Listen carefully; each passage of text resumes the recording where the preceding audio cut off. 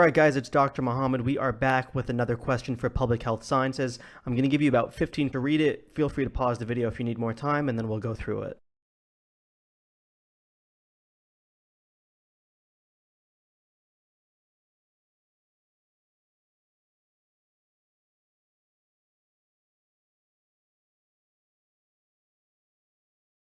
So the correct answer for this question was choice D. Discuss the next steps in decision making with the patient's son. Hopefully you got that right, but let's go through and figure out how we got there. A middle-aged female patient presents to the emergency department for respiratory distress. The patient is intubated and transferred to the ICU, so very sick, critically ill patient. The patient remains in the ICU for several weeks, so pretty prolonged stay in the ICU. During that time, the patient has multiple family members visit, including her mother, older brother, son, uncle, and younger sister. So a lot of different family members, so clearly we're going to have to do something with that information. Several of the patient's family members express concerns over her prolonged intubation and are requesting she be disconnected from the ventilator. The patient's mother, who is a critical care physician at a neighboring hospital, is adamant that this would be inappropriate management, so we have a family conflict here. Which of the following would be the most appropriate next step in the management of this patient? This is a bit of a tricky question because there's a couple things that we need to unpack here. So we know we're in public health sciences, we know we're talking about directives and decision making, and in this question specifically they're asking, do we know the priority of the surrogate decision makers for a patient? So in a sense, this is one of those second order questions, right? You need to first be able to determine who the surrogate decision maker is,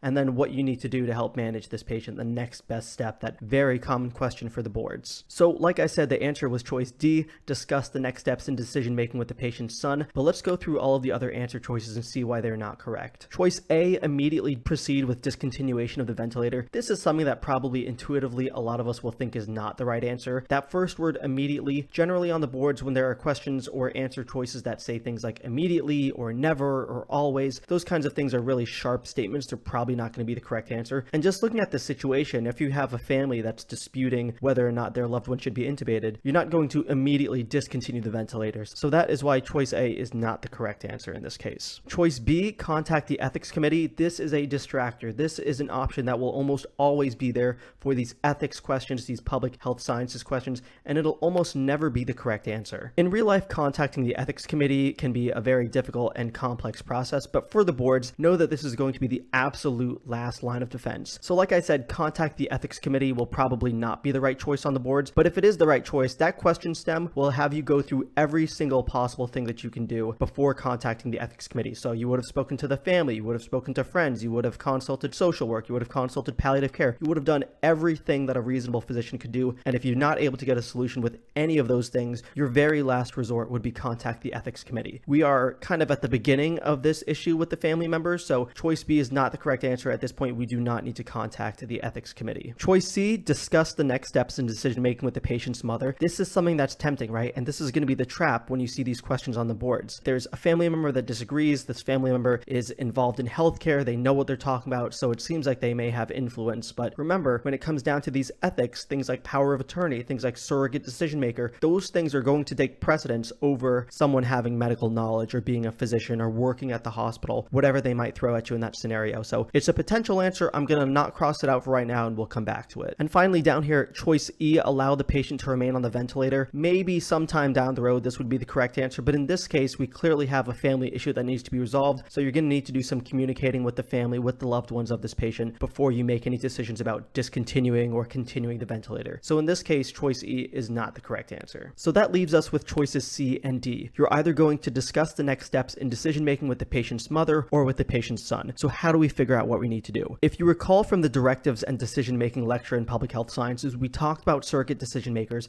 and we talked about the priority of different family members. And just in case you didn't, I'll put it right here. So here we have the priority of family members for patients when it comes to surrogate decision making. So you really need to have this committed to memory for the boards. If you have a critically ill patient, they're incapacitated, they don't have decision making capacity, anything like that, and they're not able to make decisions, you need to know the order of operations for who you can go to next to have those decisions being made. So the order here, it's going to start with the spouse. So if there's a husband or a wife, that would be the first person that's able to make decisions. If that person is deceased or not available for some reason, it would be the adult children, then it would be the parents. After that, it would be the adult siblings, so a brother or a sister. And then finally, after that, if you're not able to find any of those other family members, it would be other relatives, which may be a niece or a nephew or an aunt or an uncle. We didn't have a husband or a wife, but we did have the adult son. We did have the patient's mom. We did have her older brother and younger sister, and we had an uncle. And this is how the questions are going to be on the boards, right? They're going to offer you all of these different options, and you're going to need to know who's going to be making the decisions. And in this case, looking at our